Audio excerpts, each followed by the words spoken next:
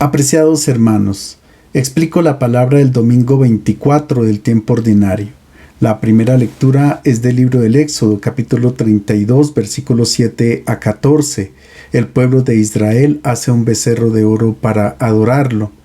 Los israelitas conocieron varias culturas de su entorno y de ellas copiaron, adaptaron o modificaron ciertas tradiciones religiosas. La lectura de hoy hace referencia al culto del toro que toman de los egipcios. Ya desde el tiempo de la primera dinastía, 3000 años antes de Cristo, el toro era la imagen del gran dios Ptah de Menfis, el dios creador, del cual dependía la fecundidad de los campos y de los animales. A él se le atribuía las inundaciones fertilizantes del río Nilo. El toro era el símbolo de la fuerza. Se representaba en escenas de carácter mágico, era embalsamado y momificado para inmortalizar sus virtudes, y en su honor se celebraban solemnes ceremonias en templos majestuosos. Los israelitas las habían presenciado y admirado y fueron seducidos por estos ritos. Lo que parece increíble es que después de haber visto tantos prodigios realizados por el Señor durante la salida de Egipto, ellos debieran haber dejado atrás definitivamente todas las prácticas paganas. Sin embargo, apenas llegan al Sinaí, mientras Moisés se encuentra en el monte hablando con el Señor, se apresuraron a entregar a Aarón sus joyas para fundir el oro a fin de modelar un toro y adorarlo. El Señor dijo a Moisés: «Anda, baja del monte, que se ha pervertido tu pueblo, el que tú sacaste de Egipto. Pronto se han desviado del camino que yo les había señalado. Se han hecho un becerro de metal, se postran ante él, le ofrecen sacrificios y proclaman: Este es tu Dios Israel, el que te sacó de Egipto». Y el Señor añadió a Moisés: «Veo que este pueblo es un pueblo testarudo. Por eso déjame. Mi ira se va a encender contra ellos hasta consumirlos, y de ti sacaré un gran pueblo». Entonces Moisés aplacó al Señor su Dios diciendo: «¿Por qué, Señor, se va a encender tu ira contra tu pueblo que tú sacaste de Egipto con gran poder y mano robusta? Acuérdate de tus siervos Abraham, Isaac e Israel, a quienes juraste por ti mismo, diciendo: multiplicaré su descendencia como las estrellas del cielo, y les daré toda esta tierra de que he hablado, para que la posean siempre». Y el Señor se arrepintió de la amenaza que había pronunciado contra su pueblo. El pasaje resalta la fuerte ira que Dios tiene contra los israelitas. No los llama mi pueblo, sino dice a Moisés: tu pueblo, el que tú sacaste de Egipto, como si fuera propiedad suya. Y la razón es porque siguen a otro Dios. En medio de su ira, Dios quiere destruir a este pueblo y hacer uno nuevo a partir de Moisés, como sucedió con el relato del diluvio. La propuesta de Dios debiera haberle gustado mucho a Moisés. Se volvería aún más famoso con un nuevo pueblo que surge a partir de él, un pueblo compuesto por justos. Él hubiera podido decir: los que cometen acciones malvadas y delitos son otros, ellos son culpables, yo soy inocente. Pero Moisés no intenta escaparse, permanece unido a su pueblo. Prefiere perecer con sus hermanos antes que ponerse a salvo en solitario. Nuestro pasaje dice que Moisés aplacó a Dios, pero en realidad la expresión usada en el texto original hebreo es Vayehal Moshe fene Adonai Elohai Vayomer, y habría que traducirla: entonces Moisés comenzó a acariciar la cara del Señor su Dios, diciendo. En otras palabras, Moisés se comporta como un niño que ve a su papá muy enojado y se pone a abrazarlo hasta verlo sonreír. Con esta imagen, una de las más bellas de la Biblia, que es tomada de nuestro mundo humano, Dios nos indica con qué confianza quiere que nos acerquemos a Él en la oración. Las palabras que utiliza Moisés mientras acaricia el rostro de Dios se fundamentan en su misericordia y no en la buena voluntad del hombre. No dice: mira, Señor, ya sé que se han arrepentido y no lo volverán a hacer. Hubiera podido decir: tranquilo, Señor, que el pecado no es tan grave. Estos son discursos vanos porque sabemos muy bien que nunca dejaremos de ser pecadores y de repetir siempre los mismos errores. Moisés sabe que la única manera de obtener la salvación es confiando en la bondad de Dios. Comienza pues recordando al Señor las incondicionales promesas hechas a los patriarcas y concluye: no querrás que los egipcios digan que has faltado a tus palabras. Esta es la única, la verdadera razón que permite esperar la salvación para todos, el amor infinito de Dios, un amor que jamás se verá vencido por ninguna infidelidad humana, por grande que ésta sea. El texto termina diciendo que el Señor se arrepintió de la amenaza. ¿Qué han hecho los israelitas para merecer la misericordia de Dios? Absolutamente nada. El Señor lo ha hecho todo Él solo. Se ha acordado de sus promesas, que son incondicionales, ha perdonado a su pueblo. Si confiáramos en nuestras fuerzas, en nuestra capacidad de hacer gestos virtuosos, caeríamos en la desesperación. Es mucho más seguro poner nuestra confianza en el infinito amor de Dios. La segunda lectura es de la primera carta a Timoteo, capítulo 1, versículos 12 a 17. Pablo da testimonio de que Dios no condena a nadie. Timoteo era un joven creyente de Listra, en la actual Turquía. Desde su infancia, tanto su madre como su abuela lo habían educado en el conocimiento de la Sagrada Escritura.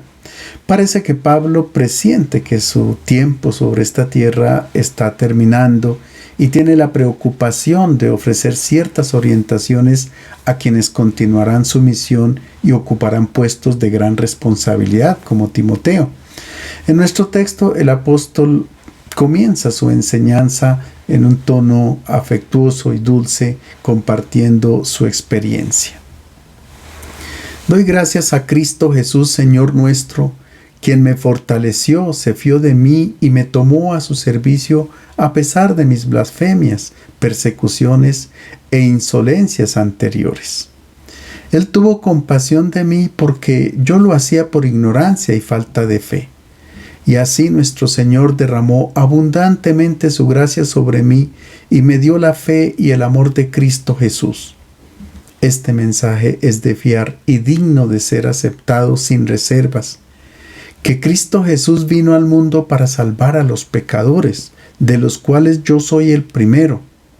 Pero Cristo Jesús me tuvo compasión para demostrar conmigo toda su paciencia, dando un ejemplo a los que habrían de creer y conseguir la vida eterna.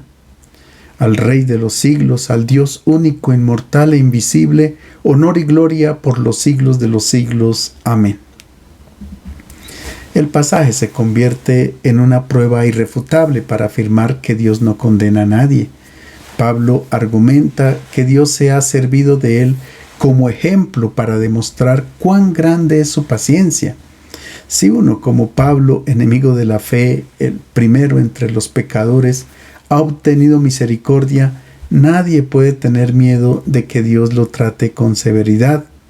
Porque, como dice San Juan, Dios no envió a su Hijo al mundo para condenar al mundo, sino para que el mundo sea salvado por él.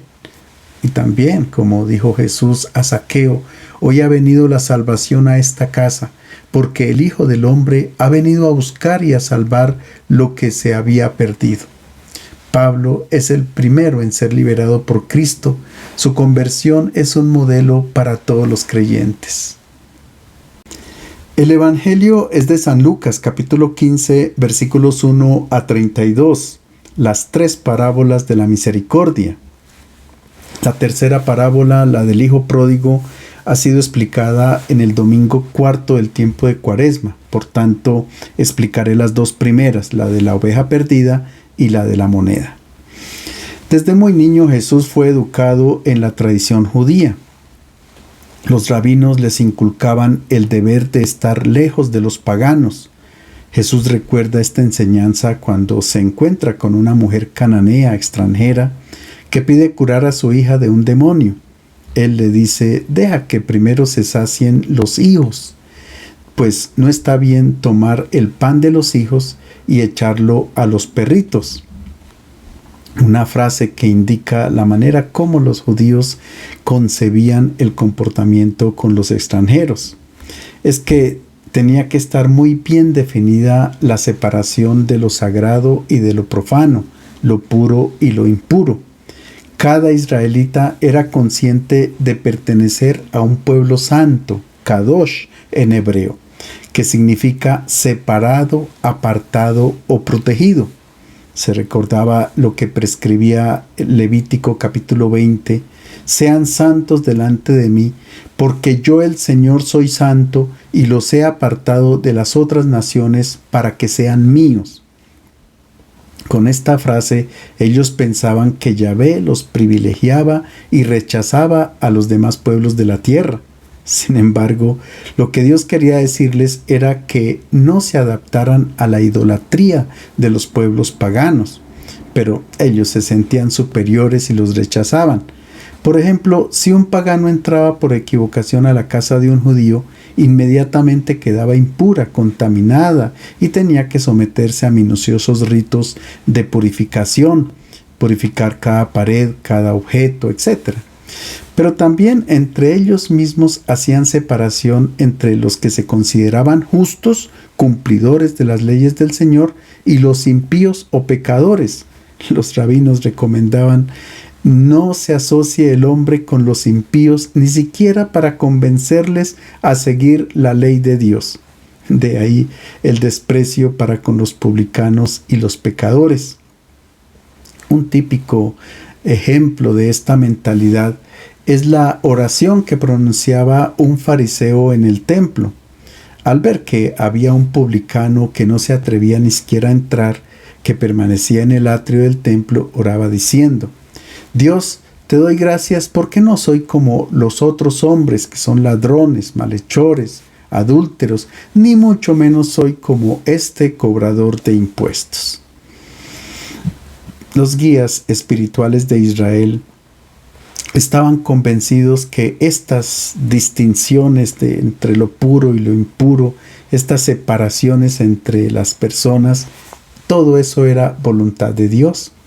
Que también Dios rechazaba a los pecadores, los maldecía y los castigaba. Por consiguiente, digámoslo desde ya, los destinatarios de estas tres parábolas no son los discípulos, tampoco son los pecadores, sino los fariseos y los doctores de la ley, que se consideraban justos y que tenían una imagen falsa de Dios. Ahora Jesús enseña cómo debe ser la relación con los publicanos y con los pecadores. Todos los recaudadores de impuestos y los pecadores se acercaban a escuchar. Los fariseos y los doctores murmuraban: este recibe a pecadores y come con ellos. El texto en griego utiliza el verbo engizo. ¿Qué quiere decir? Que los recaudadores de impuestos y los pecadores hacían todo lo posible por acercarse a Jesús. Lo buscaban continuamente. Y esto contrasta con lo que Jesús ha dicho a la multitud en el Evangelio del domingo anterior. Para ser discípulos suyos tenían que posponer el amor por su propia familia, tomar la cruz y renunciar a todos los bienes. Con estas peticiones se esperaría que fuesen pocos los que lo sigan. Sin embargo, muchos lo buscan y él no rechaza a nadie, muy distinto a cómo se comportaban los rabinos. Las personas que buscan a Jesús son retenidas como impuras en medio del pueblo santo, pero lo buscan porque tienen necesidad de Él. Se trata de la necesidad de Dios que ningún ser humano puede apagar. Estas personas pueden tener todo en la vida, honores, placeres, bienes, etc., pero buscan algo más.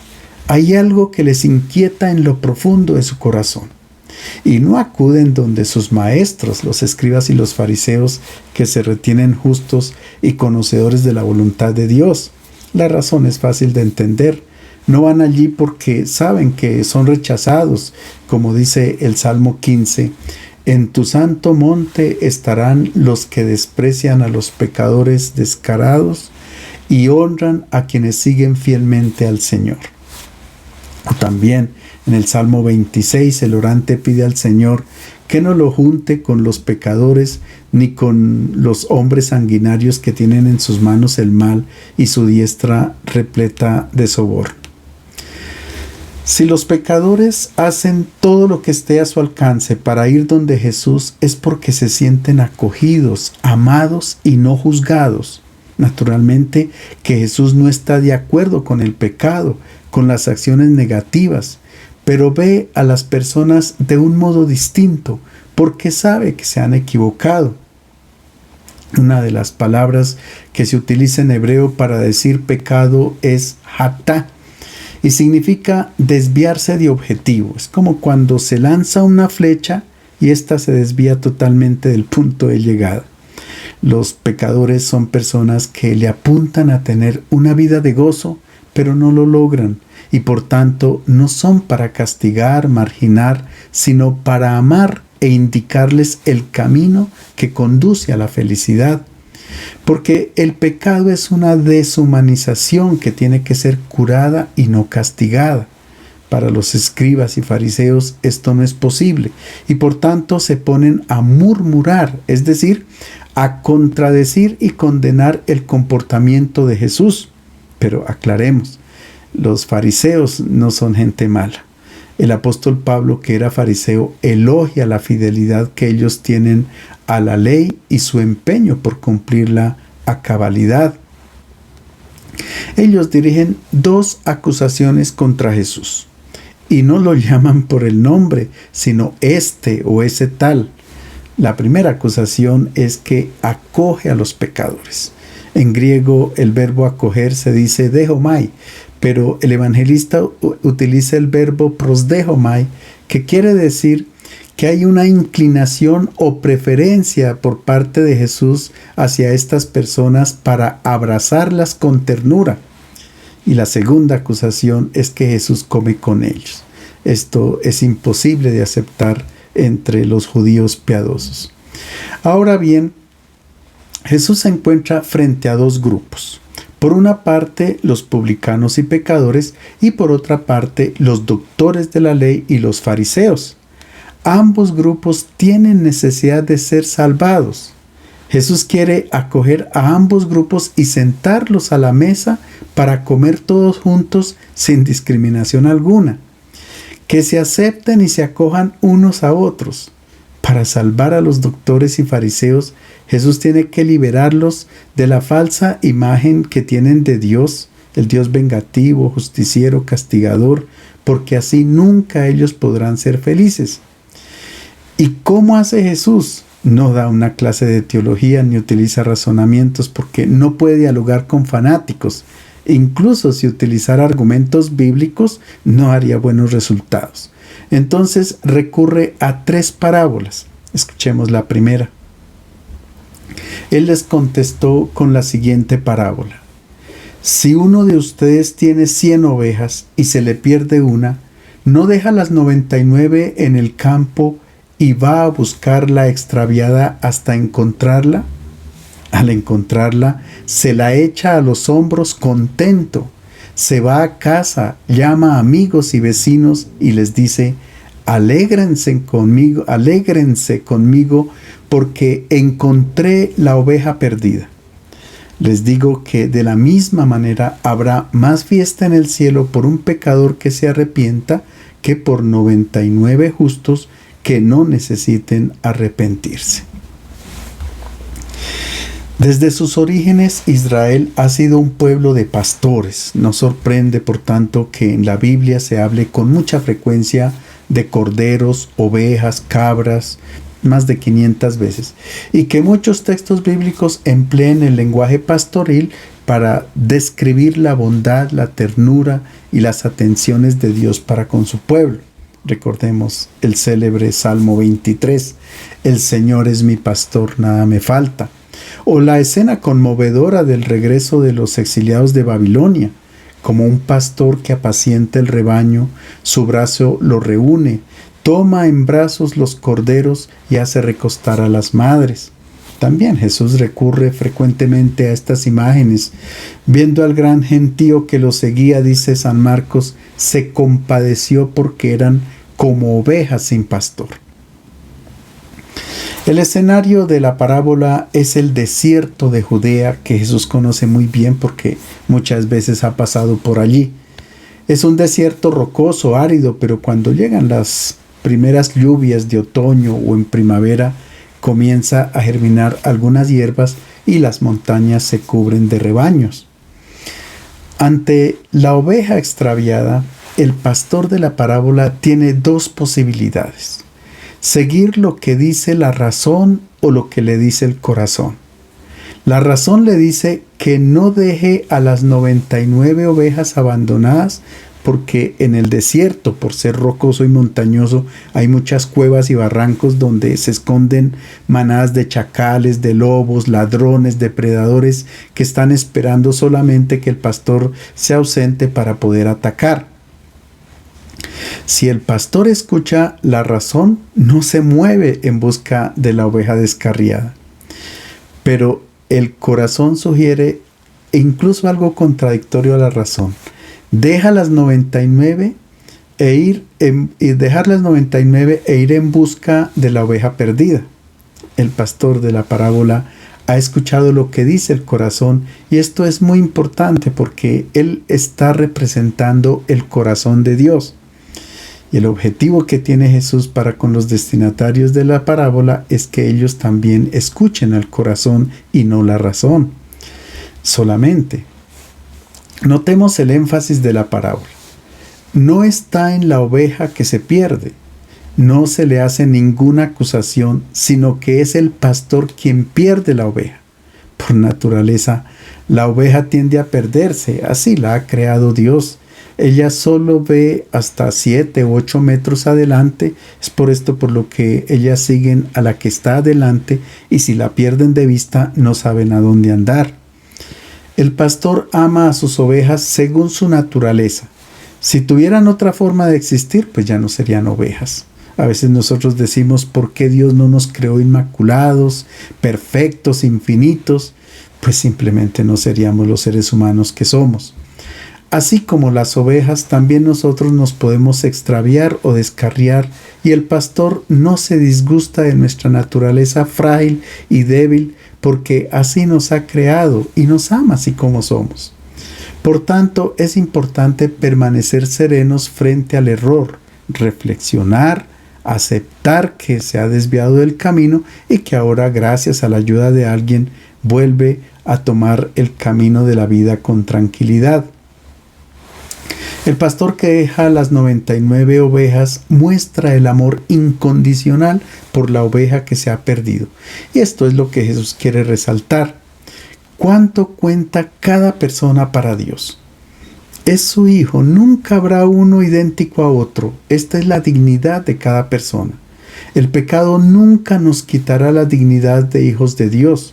Por más grave que él sea, nunca podrá apagar el fuego del amor de Dios que tiene para con cada uno de nosotros. Por eso, si cuando Él es capaz de llevarnos por el camino de la vida, aparece el gozo, hace fiesta.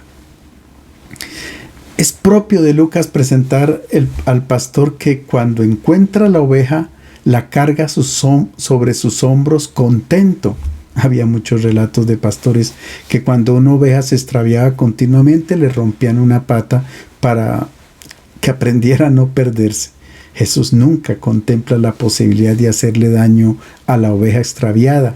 Todo lo contrario, como expresión de amor la lleva sobre sus espaldas mientras las otras tienen que caminar. Se produce entonces un gozo excesivo en el cielo. Hay fiesta por un solo pecador que se convierta, que por 99 justos que no necesiten conversión. En esta primera parábola Jesús presenta en la imagen del pastor el corazón paterno de Dios. Y en la segunda parábola que vamos a escuchar, resalta el corazón materno de Dios a través de la imagen de la mujer. Si una mujer tiene 10 monedas y pierde una, no enciende una lámpara, barre la casa y busca con cuidado hasta encontrarla. Al encontrarla, llama a las amigas y vecinas y les dice: alégrense conmigo porque encontré la moneda perdida. Les digo que lo mismo se alegrarán los ángeles de Dios por un pecador que se arrepienta. Los rabinos solían repetir 2 veces sus enseñanzas más importantes para que se imprimieran mejor en la mente de sus discípulos. Esta es la razón por la que Jesús narra la segunda parábola, que contiene un mensaje casi idéntico a la precedente. El corazón de esta mujer tiene un amor muy grande por su monedita, y este corazón representa el amor materno de Dios. La parábola se ambienta en una casa. En la época de Jesús, las casas estaban construidas en barro y piedra, con una puerta para que entrara la luz. Había un horno, vasos de barro, una grande vasija de barro para conservar el agua, la piedra de moler, etc. Tenían un cuarto auxiliar muy oscuro que servía de despensa y para guardar las herramientas del trabajo, con un nicho en forma de ventana que no conducía al exterior. El piso de la casa tenía piedras de basalto, que era la piedra del lugar, pero separadas unas de otras. Por tanto, no es fácil encontrar la moneda si se cae allí. En este contexto es que una mujer anciana tiene dentro de un pañuelo amarrado 10 dracmas. Una dracma era el salario de un día de trabajo de un obrero. Un día ella saca su pañuelo con las 10 monedas, pero de sus manos se le escapa una. Por naturaleza, las monedas resbalan en las manos y caen fácilmente. Esta es la imagen de la persona que fácilmente puede escapar de las manos de Dios porque es frágil y débil. De acuerdo con la mentalidad farisaica, Dios ama a quienes se portan bien, los premia con beneficios y hace todo lo contrario con los que se portan mal. Para Jesús, esta lógica no funciona. Si te portas bien, tú eres un verdadero ser humano, eres feliz. Pero si no, te haces mal a ti mismo y nunca encontrarás la felicidad. El pecado no hace daño a Dios, sino a quien lo comete, porque el pecado deshumaniza. Pero de todos modos, Dios nos ama de modo incondicional. Por tanto, hay que dejar el orgullo de que somos nosotros los que nos ganamos el amor de Dios. Dios nos ama de acuerdo con nuestra naturaleza. Somos como las monedas, nos resbalamos de sus manos y habrá un ángel suyo, un hermano, que nos busque y nos reconduzca por el camino de la vida. Veamos las acciones de la mujer de la parábola. En primer lugar, ella enciende la lámpara. La lámpara es la palabra de Dios que nos hace ver en qué situación está nuestro hermano. Como dice el Salmo 119, lámpara es a mis pies tu palabra y luz para mi camino. Quien tiene los mismos sentimientos de Dios y vibra con ellos, enciende esta lámpara para ver muy bien al hermano que está en dificultad. Si no lo ve con esta lámpara, entonces lo ve como los escribas y los fariseos, con rabia, rencor y venganza, como una persona que hay que juzgar, alejar, rechazar y condenar. En segundo lugar, ella comienza a barrer la casa para buscar su moneda. Esta es la actitud de quien ha entendido que este hermano termina en la basura, ciertamente no en el oro. Él no es basura, pero ha caído allí y de allí hay que sacarlo.